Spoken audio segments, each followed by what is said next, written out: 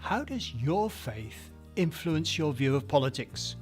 Perhaps it leads you to support a particular party, or at the very least, do your civic duty and vote in elections. For some Christians, however, the answer is that politics has no place in how they live out their faith, for a host of reasons. This may be because they conclude that politics and religion are a toxic combination and should be kept separate. They point to what the Islamic State is doing in Iraq and Syria in the name of their religion, or the troubles in Northern Ireland as another example.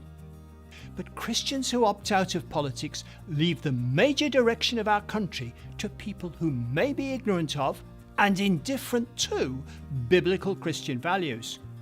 This takes Britain further down the road to becoming a secular society. Another objection to political involvement is that politics is a dirty business, particularly after the MP's expenses scandal. Some think politicians never give a straight answer to media questions, and they're only interested in winning power. Specific policies and legislation, such as the Same-Sex Marriage Act, are cited as evidence of their bad influence. They rightly recognise that compromise is inevitable in politics, and that is incompatible with their Christian worldview. Many of the issues facing government are complex, and people disagree about them. For example, some want immigrant labour, while others experience the effect of this on school class sizes and NHS waiting times. Similarly, some want a generous benefits system, whilst others want to restrict public expenditure and encourage all who can do so to find a job.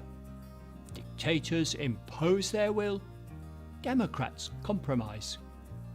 A more persuasive objection to political involvement is that some Christians have other priorities: evangelism, pastoring, and teaching, for example. These are important responsibilities, but they're not incompatible with prayer for our governors and voting once a year.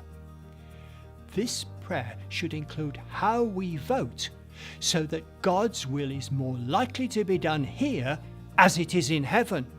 Take a moment to consider your attitude to politics.